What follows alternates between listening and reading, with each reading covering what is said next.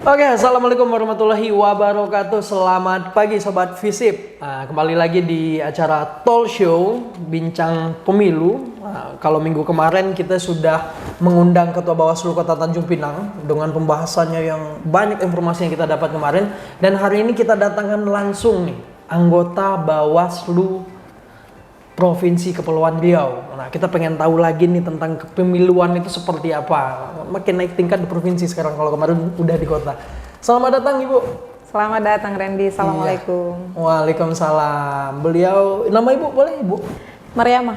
Ibu Mariamah. Iya. Nah, saya ini sebenarnya udah lama ya jumpa Iya. Ibu ya. Bahkan hari-hari kayaknya jumpa Ibu ya. Karena aktif juga di KPP gitu. Iya. Aktivitas sehari-hari bagaimana Ibu? Alhamdulillah lancar sampai saat ini. Lancar ya. Mas, ada pelanggaran atau Belum. Oh belum. Jangan sampai ada ya Bu? Jangan sampai ada. Jangan sampai ada. Oke, hari ini kita bincang-bincang soal ini Bu, komunitas digital, jarimu awasi pemilu. Benar. Benar ya Bu ya? Iya. Nah itu pembahasan kita hari ini. Nah sebelum kita berangkat ke pembahasan ke sana nih Bu, Iya.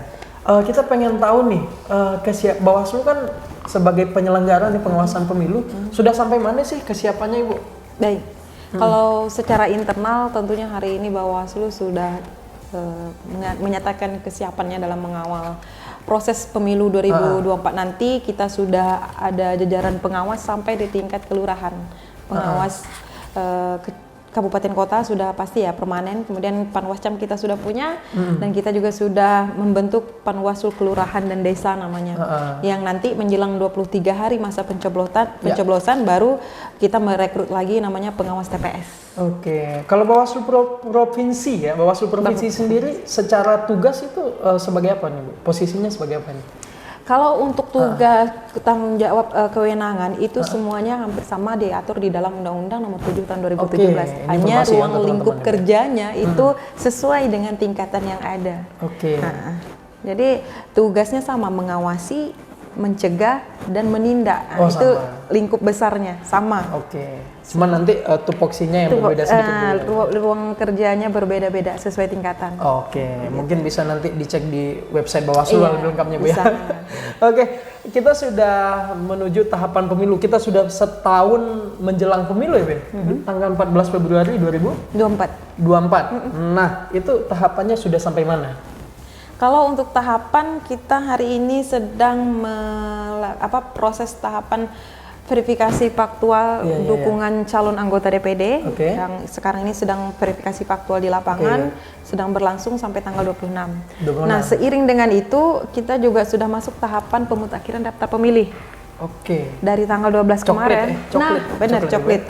Dari tanggal 12 kemarin sampai tanggal 14 Maret. Nah, ini jajaran kita Februari ini. 14 Maret. Oh, Maret. Dari 12 Februari sampai 14 Maret. Itu proses coklitnya yang dilakukan oleh Pantarlih. Pantarlih kan dibentuk oleh KPU ya. Nah, jadi jajaran kita hari ini juga sedang turun ke lapangan untuk melakukan pengawasan melekat kepada Pantarlih terhadap proses pencoklitan ini. Oke, berarti pas pemilu kemarin pas Februari kemarin orang bagi-bagi coklat, Bawaslu coklat ya paling. Iya, itu dia. Jadi memang baru jeda berapa hari lalu kan memang pas-pas 1 tahun menjelang pemilu. Termasuk di 1 tahun menjelang pemilu ini kemarin kan Bawaslu juga melaksanakan kegiatan serentak se-Indonesia. Salah satunya tadi adalah soft launching portal pengawasan partisipatif Jarimu Awasi Pemilu. Ini menarik. Ini yang bakal kita bahas nih Bu. Nah, Jarimu ini kayaknya di mana-mana udah kedengeran nih. Saya dengar udah banyak nih Jarimu Awasi Pemilu, Jarimu Awasi Pemilu. Nah, ini sebagai informasi nih bagi teman-teman yang nonton video ini, Jarimu Awasi Pemilu itu apa Bu? Baik. Kita tidak bisa menghindar ya, sekarang memang dunia sudah mengarah ke digitalisasi, ya, media sosial lebih gencar gitu kan. Jadi memang paradigma untuk pemilu 2024 itu pengguna media sosial ini sangat mempengaruhi. Oleh karena itu Bawaslu RI melaunchingkan portal ini website ya Bu ya? komunitas digital. Jarimu Awasi Pemilu tadi, yang di sana kita bisa membuat akun siapapun di sana, siapapun bisa jadi mau dari unsur penyelenggara memang wajib ya. Unsur masyarakatnya bisa peserta pemilu, bisa mahasiswa, pelajar. Pokoknya segala elemen komunitas masyarakat, organisasi bisa membuat akun di sana yang nanti akan digunakan sendiri untuk memposting ataupun informasi-informasi positif berkaitan dengan kepemiluan ini. Gitu. Di situ bisa ngelapor juga, Bu? Di aplikasi itu? Atau gimana? Ini khusus komunitas partisipatif. Jadi begini, salah satu fungsinya itu adalah kita salah satu tantangannya untuk pemilu kan berita hoax ya, politisasi sara begitu. Nah, dengan adanya komunitas ini, dengan semakin banyak yang tergabung yang di sana itu, maka ketika ada informasi-informasi yang tidak jelas gitu kan, nah bisa melalui akun ini, melalui komunitas ini dapat kita menyampaikan ataupun dari siapapun memberikan bahwa ini loh yang benar tuh begini. Oke.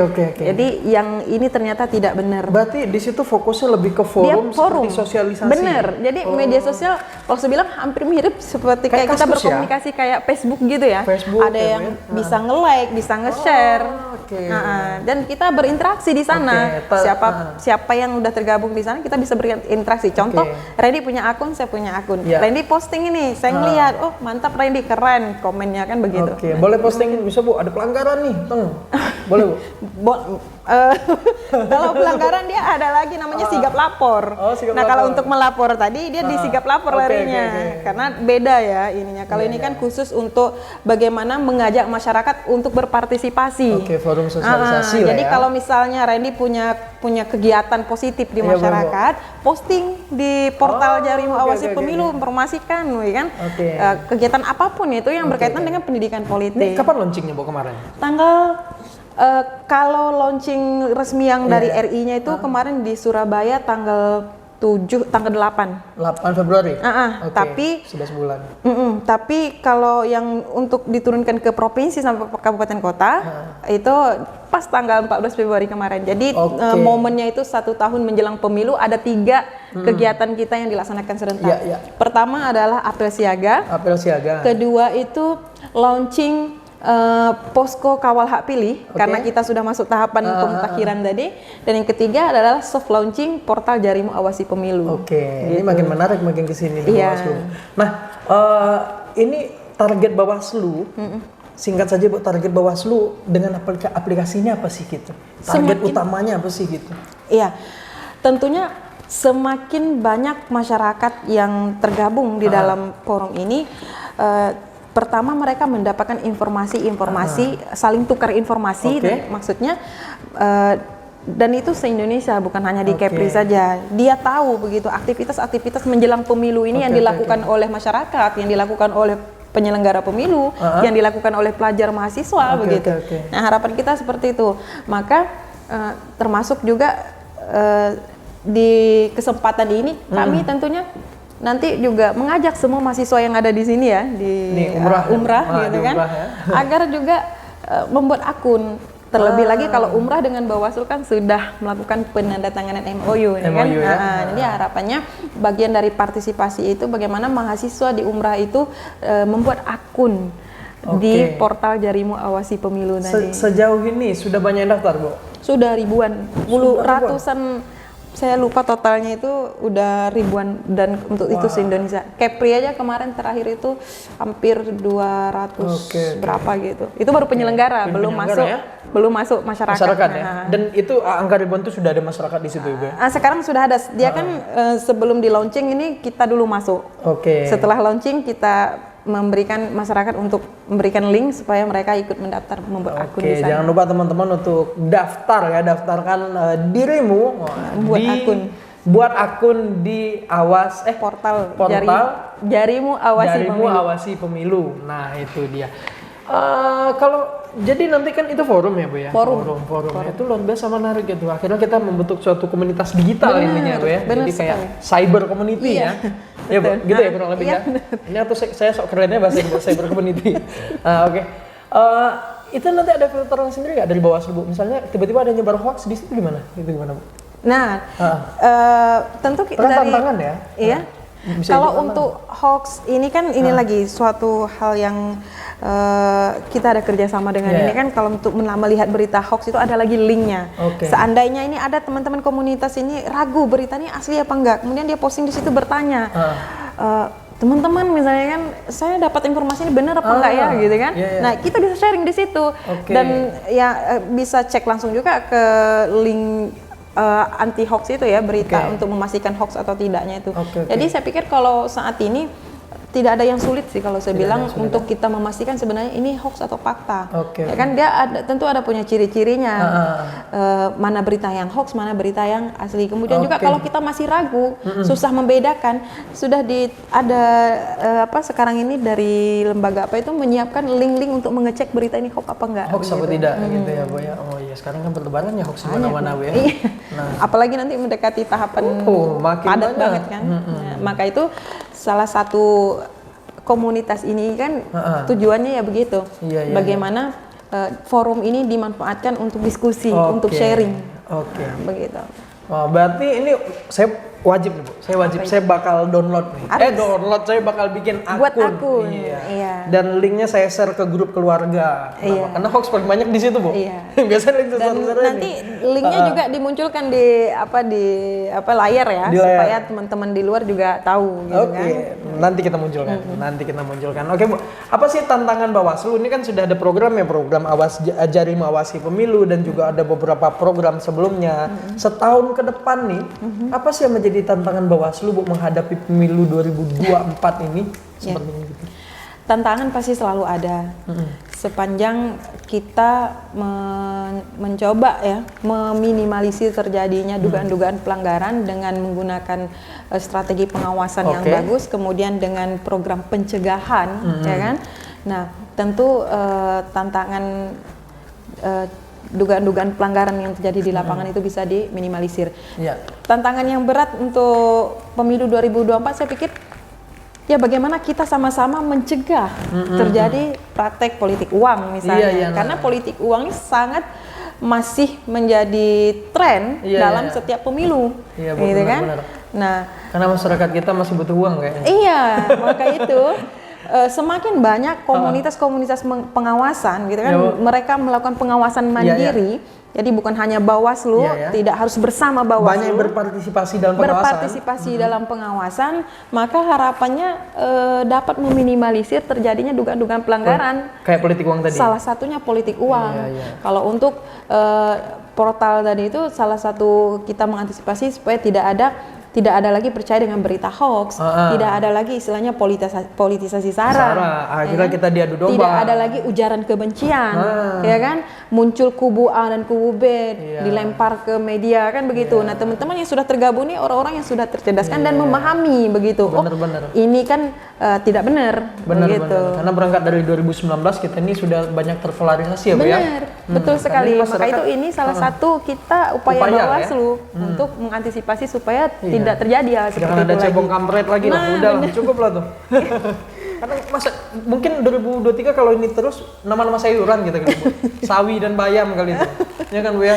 Jadi cukuplah kita berpecah, fokus saja bagaimana kita membangun Indonesia menjadi lebih baik dan menjalankan pemilu secara adil dan jujur, benar ya, Bu ya? Benar. Oke. Sebenarnya Bu Mariama ini saya cukup tahu lah sepak terjangnya karena masuk ke dalam penelitian saya, Bu. Ibu masuk juga. Persoalan kasus dulu sempat kan Ibu dihadang ya dulu ya. Ada ceritanya tuh politik uang tuh menarik tuh, Bu. Bener. Itu kan tantangannya. Itu bakal ada lagi nggak gitu nanti, Bu? Itu gimana, kita boleh cerita dikit, Bu? Karena memang waktu di Tanjung Pinang saya kan memang memegang divisi penanganan pelanggaran. Iya, Bu. Kalau sekarang di Kepri sudah berbeda. Saya sekarang memegang divisi loh ini, Bu. pencegahan, partisipasi masyarakat dan hubungan masyarakat. Nah, jadi memang waktu masih di kota Tanjung Pinang sebagai divisi hukum dan penanganan pelanggaran itu pernah terjadi gitu kan, tantangan kita dihadang oleh orang yang tidak dikenal, kemudian bahkan sempat membawa apa juga ya, kayu juga saya bilang ya. Lihat videonya. Kurang lebih 5 orang waktu itu. Tapi dalam kondisi seperti itu kan tentu kita berpikir bagaimana jangan sampai terjadi kekerasan. Ada ketakutan, Bu? Tidak. Kalau dibilang takut sih enggak. Cuma kita lebih menjaga jangan sampai suasana pemilu yang kondusif begitu kan menjadi ricuh. Hanya persoalan seperti Benar, itu benar. gitu kan. Tentu kita mencari jalan baiknya seperti apa. Lumayan juga risiko pekerjaannya, Bu. Tapi tetap menjunjung integritas. Iya, sebagai harus penyelenggara. wajib itu mah harga mati. Oke. Ada lagi, Bu, yang ingin disampaikan? Mungkin Ibu pengen nyampaikan kepada masyarakat tentang Jarimu Awasi Pemilu tadi. Mungkin ada himbauan tertentu nggak Ibu pengen sampaikan? Tentu tidak hanya ke mahasiswa, siapa saja yang mungkin sempat melihat ya podcast kita Segala hari ini, lapisan masyarakat nonton, Bu. segala elemen masyarakat untuk bisa sama-sama bergabung di dalam komunitas portal Jarimu Awasi Pemilu ini. Kalau misalnya bingung di mana linknya, nanti bisa juga dimunculkan di sini. Dan kalau ini di website Bawaslu Provinsi Kepri, di Bawaslu Kabupaten Kota se-Kepri, itu semuanya sudah kita luncurkan begitu linknya itu, sehingga dan juga mendaftarnya tidak sulit ya. Kalau saya bilang dia hanya membutuhkan identitas kita. Bu. Nah, butuh identitas, masuk, kemudian kita bebas, kita mau memposting apa, misalnya kegiatan kita hari ini apa. Bahkan Randy yang tiba-tiba sholat di masjid misalnya gitu ketemu Ustadz, kemudian pengen bikin konten singkat deh sama Ustadz terkait peran Ustadz untuk pemilu ini seperti apa, kemudian di-post ke sana boleh, gitu. Dan itu bisa dilihat oleh se-Indonesia. Aktivitas ini Randy. komunitas besar ya, Bu? Indonesia bisa ada yang like gitu kan, ada yang komen, ada yang share, sebagaimana kita punya media sosial lainnya seperti IG, Facebook begitu. Berarti intinya masyarakat harus daftar di portal ini buat akun. Bener. Jadi setelah buat akun tidak terhenti di situ saja, Randy. Kita juga mengharapkan mereka memposting konten-konten pencegahan. Jadi upaya pencegahan itu banyak sekali konten yang bisa dibuat oleh masyarakat supaya mereka tahu begitu kan, dan mereka ikut berpartisipasi, berkontribusi dalam mengawasi, mencegah terjadinya potensi-potensi dugaan pelanggaran. Saya pikir media sosial kalau dulu itu yang dominannya adalah yang negatif, nah dengan semakin banyak komunitas ini kita harapkan yang dominan itu adalah yang positif. Begitu. Itu dia. Nah, pada akhirnya pemilu berjalan secara damai. Seperti itu ya, Bu ya. Amin. Kita sudah berada di penghujung Di penghujung video. Nah, jadi luar biasa sekali pembahasan hari ini. Padat deh, Bu ya. Sangat padat pembahasan kita. Mungkin itu belum, Ren. Belum ya, masih banyak ya, Bu. Mungkin kita bisa bikin part-part selanjutnya ya. Iya, dan tentu Bawaslu terbuka ya yang ingin diskusi, ingin sharing di kantor. Mungkin saya juga boleh ngisi podcast di Bawaslu. Bener. boleh. Mungkin kita bisa tutup videonya dengan salam Bawaslu, gimana, Bu? Iya, kita punya tagline bersama rakyat awasi pemilu, bersama Bawaslu tegakkan keadilan pemilu. Assalamualaikum warahmatullahi wabarakatuh.